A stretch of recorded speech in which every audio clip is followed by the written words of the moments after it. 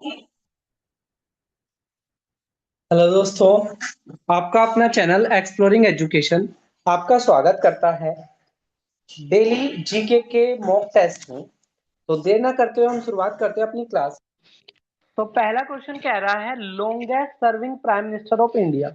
तो देखो ये क्वेश्चन आने वाले दिनों में आपको एग्जाम में कंफ्यूज कर सकता है।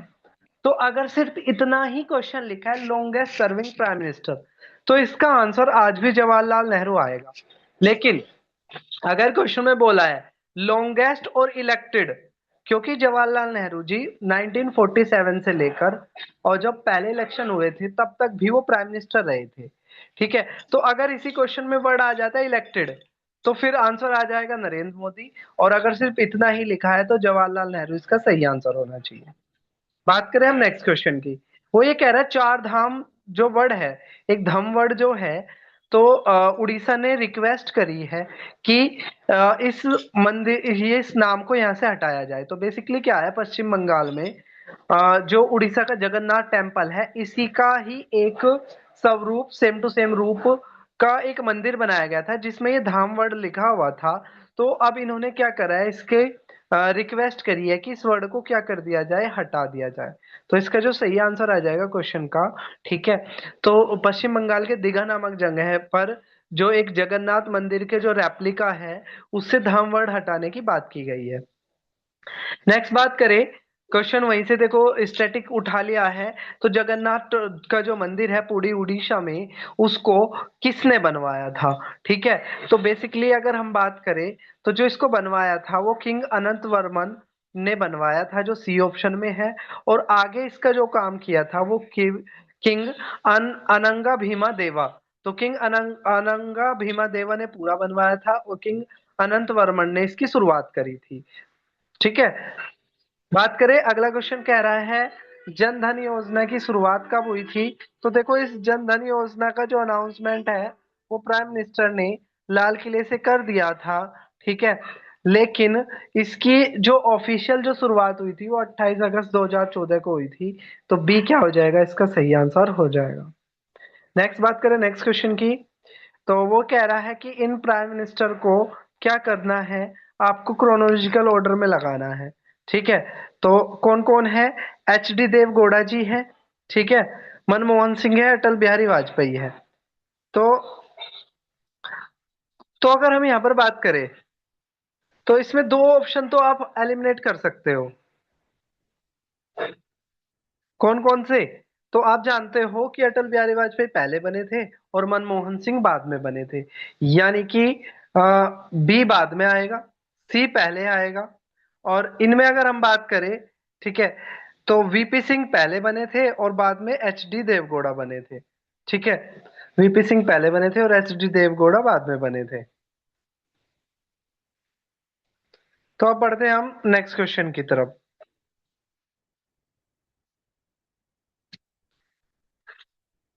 तो क्वेश्चन नंबर 6 की बात करें, क्वेश्चन नंबर 6 ये कह रहा है नाइजीरिया की राजधानी की बात अगर हम करें, ठीक है, तो ऑप्शन में क्या कहता है, कंबाला है, अबुजा है, ठीक है, ज्यूरिच है और न्यूयॉर्क है। तो आप जानते हो, ठीक है, कि यूएसए की राजधानी तो क्या है आपकी, न्यूयॉर्क है। और इसका जो सही आंसर हो जाएगा अबुजा, इसका सही आंसर हो जाएगा। बात करें नेक्स्ट क्वेश्चन की। वो ये कह रहा है काला पानी, लिपू लेक और लिम्पीदुरा ये कुछ सीमा के विवाद है, कौन से देश के साथ भारत के विवाद है? तो नेपाल के साथ ये देश विवाद है। डी क्या हो जाएगा, इसका सही आंसर हो जाएगा। बात करें नेक्स्ट क्वेश्चन की। वो ये कह रहा है यूनाइटेड नेशन सिक्योरिटी काउंसिल का हेडक्वार्टर कहाँ है? तो आप जानते हो यूनाइटेड नेशन सिक्योरिटी काउंसिल का हेडक्वार्टर कहाँ है, न्यूयॉर्क में है।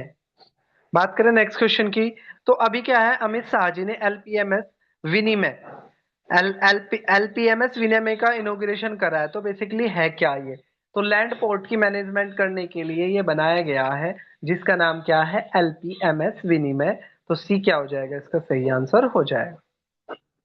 बात करें नेक्स्ट क्वेश्चन कह रहा है श्यामा प्रसाद मुखर्जी जो भारत का सबसे पुराना ऑपरेटिंग पोर्ट है और ये किसी रिवर पे बनने वाला सबसे बड़ा पोर्ट है, तो कौन सा इसमें से है? तो अगर हम बात करें कांडला, कांडला गुजरात में है जो दीनदयाल उपाध्याय के नाम से जाना जाता है। पारादीप आपका उड़ीसा में है। चेन्नई आपका तमिलनाडु में है, और कोलकाता इसका सही आंसर हो जाएगा। ठीक है, D would be the correct answer. अगला क्वेश्चन कह रहा है आजकल APNR बहुत चर्चाओं में है। तो जो अभी हम पोर्ट की बात भी कर रहे थे, तो अभी क्या किया जाएगा, सभी शिप को एक सीरियल नंबर दिया जाएगा, और जिसका नंबर होगा ऑटोमेटिक नंबर प्लेट रिकॉग्नाइजेशन, सी, ये एक पोर्टल होगा जो सभी जहाजों के नंबर को पहचान लेगा, automatic number plate recognition, APNR। आने वाले दिनों में आपसे एग्जाम में पूछ सकता है। 12वां क्वेश्चन कह रहा है गलत बता दो। सेंट्रल गवर्नमेंट ने 95,962 करोड़ दिए हैं जो VBG रामजी स्कीम को। ठीक है, और ये कह रहा है ये जो स्कीम है, ठीक है, VBG राम जी, ठीक है, ये ये मनरेगा के द्वारा रिप्लेस कर दी जाएगी, और शिवराज सिंह चौहान अभी मिनिस्ट्री ऑफ रूरल डेवलपमेंट के अंदर है, क्योंकि ये वाली जो स्कीम है मनरेगा और VBG राम जी, ये rural develop ministry of rural development के अंदर ही आया करती है, और उत्तर प्रदेश को जो सबसे ज्यादा शेयर मिलेगा इस स्कीम का। तो बेसिकली बात करें सारे स्टेटमेंट सही है, लेकिन जो बी ऑप्शन है ना, तो बी ऑप्शन वो गलत है। ठीक है, मनरेगा को रिप्लेस किया है VBG राम जी ने। ठीक है, मनरेगा नहीं रिप्लेस करेगी, ठीक है, मनरेगा को रिप्लेस किया है। बात करें नेक्स्ट क्वेश्चन, कह रहा है भारत की ग्लोबल जेंडर गैप इंडेक्स में कितनी रैंक है। ठीक है, तो भारत की अगर हम रैंक की बात करें, तो वर्ल्ड हैप्पीनेस इंडेक्स में तो भारत की 126 रैंक है, हेनले पासपोर्ट इंडेक्स में 75 है, और जो लिविंगहुड वाला कुछ करके है उसमें 38 है, और ग्लोबल जेंडर गैप इंडेक्स में भारत की जो रैंक है वो 131 है। बात करें नेक्स्ट क्वेश्चन की, जो कैंपेल है वो एक एडमिनिस्ट्रेटिव यूनिट है किसकी, तो ग्रेट निकोबार आइलैंड की एडमिनिस्ट्रेटिव यूनिट का नाम है कैंपबेल। बात करें क्वेश्चन नंबर 15, वो ये कह रहा है करेक्ट बताओ, एक जोजिला टनल है 13.14 किलोमीटर की है ये दुनिया की सबसे लंबी single tube by directional road tunnel है, और ये 11,578 ऑल्टीट्यूड पर है। तो सारी की सारी ही स्टेटमेंट इसके सही है। क्वेश्चन नंबर 16 की बात करें, COP13 जिसको कॉन्फ्रेंस ऑफ पार्टीज कहते हैं, ये इन्वायरमेंटल इशू से जुड़ी हुई मीटिंग है। वो ये कह रहा है COP31 कहाँ होगी। तो बेसिकली अगर हम बात करें, तो जो COP30 हुई थी वो बेलम ब्राजील में हुई थी, और एंटेलिया तुर्की में टर्की में क्या होगी, आपकी COP31 होगी, सी उसका सही आंसर हो जाएगा। फिलीपींस की राजधानी और करेंसी पूछ रहा है। ठीक है, तो जो रिंगिट है वो आपकी म्यांमार की करेंसी है, ढाका बांग्लादेश की राजधानी है और टका वहां की करेंसी है, थिम्पू भूटान की राजधानी है और नेगल्ट्रम वहां की करेंसी है, और मनीला जो है वो फिलीपींस की राजधानी है और पीसो यहाँ की करेंसी है। बात करें क्वेश्चन नंबर 18 की, वो ये कह रहा है भरती राजा एक फेमस डायरेक्टर है जिनकी हाल ही में डेथ हो गई है, वो कौन से सिनेमा से जुड़े हुए थे, तो बहुत ही फेमस डायरेक्टर थे तमिल सिनेमा के भरती राजा। बात करें क्वेश्चन नंबर 19 की, वो कह रहा है भारत में पहले जनरल इलेक्शन कब हुए थे, तो अक्टूबर 1951 से लेकर फैब 1952 तक भारत में सबसे पहले इलेक्शन हुए थे। ठीक है, तो जब भी स्टार्ट पूछे तो 1951 लगाना है, और फिनिश पूछे तो 1952 लगाना है, और नॉर्मल लिखा है तो हमेशा 1951 आपने लगाना है। बात करें क्वेश्चन नंबर 20 की, वो कह रहा है इनको मैच करो, तो जो लिपू लेक है, ठीक है, तो लिपू लेक और मना पास ये दोनों आपके उत्तराखंड में है, सिपकिला सिक्किम में है, और जो नाथुला है, नाथुला सॉरी सिक्किम में है, और सिपकिला हिमाचल प्रदेश में है। बात करें हम नेक्स्ट क्वेश्चन की, question number 20, eukaryote assertion reason के कुछ क्वेश्चंस है। ठीक है, इसमें ए ऑप्शन का मतलब होता है असर्शन रीजन दोनों सही है और एक दूसरे को एक्सप्लेन करते हैं, और बी ऑप्शन का इसमें मतलब होता है कि असर्शन रीजन सही है लेकिन आपस में कोई कोरिलेशन नहीं है। सी ऑप्शन ये कहता है असर्शन सही है रीजन गलत है, और डी ये कहता है कि भाई असर्शन गलत है रीजन सही है। तो पहला कह रहा है यूकैरियोटिक ज्यादा इवोल्व फॉर्म होती है, तो बिल्कुल बात सही है, पहले प्रोकैरियोट थे, फिर उनमें प्रॉपर न्यूक्लियर डिवीजन होना शुरू हो गया, तो वो क्या बन गया आपका कोई क्या बन गए, यूकैरियोट्स बन गए। तो वो ये कह रहा है कि स्ट्रक्चर ऑफ सेल, तो बिल्कुल सही बात है कि सेल के अंदर कैसी स्ट्रक्चर है वो सबसे प्राइमरी आधार था जिसके आधार पर हमने ऑर्गेनिज्म को यूकैरियोट्स और प्रोकैरियोट्स में बांटा था। तो 21वें का आंसर हो जाएगा ए। 22वां कह रहा है कि जब टिश्यू मिल जाते हैं और वो किसी पर्टिकुलर काम को करने लग जाते हैं तो उसे सेल कहते हैं, और सेल बेसिक यूनिट है लाइफ की।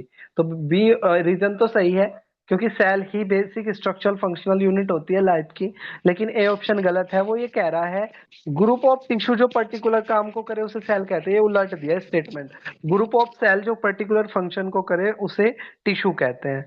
क्वेश्चन नंबर 23 की बात करें, भारत की जो जुडिशरी है वो इंटीग्रेटेड है और हायरार्कल है, यानी कि एक दूसरे से जुड़ी हुई है। और हाई कोर्ट का जो केस है वो सुप्रीम कोर्ट में हो सकता है, लेकिन इसका उल्टा नहीं हो सकता। तो अगर हम इस क्वेश्चन की बात करें तो इंडियन जुडिशरी जो इंटीग्रेटेड और हायरार्कल है, ये बात बिल्कुल सही है। और असर्शन और रीजन भी इसके बिल्कुल सही है। तो इंटीग्रेटेड इसलिए है क्योंकि नीचे वाले एक केस का, एक कोर्ट का केस दूसरे में चले जाता है, इसलिए इंटीग्रेटेड है। और हायरार्कल इसमें है कि केस लोअर से अपर की तरफ जाएंगे, अपर से लोअर की तरफ नहीं आएंगे। पहला कह रहा है जो इंडियन नेशनल कांग्रेस थी, तो 1885 से लेकर 1905 के इनके दौर को मॉडरेट दौर कहते हैं। इस टाइम पर ये लोग ब्रिटिशर को झुकाने में लगे हुए थे, ये बात गलत है। इस टाइम पर ये लोग सिर्फ एप्लीकेशन लिखा करते थे, ब्रिटिशर से रिक्वेस्ट किया करते थे, ठीक है, और ब्रिटिशर को सिर्फ प्रेशराइज करते थे। लेकिन हुक और क्रुक वाला जो मेथड था वो रेडिकल लोगों के भी में आया था, और वो दौर आपका 1905 से बाद का था। तो इसमें क्या हो जाएगा, इसमें रीजन गलत हो जाएगा और सॉल्यूशन सही हो जाएगा, यानी कि आंसर हो जाएगा सी।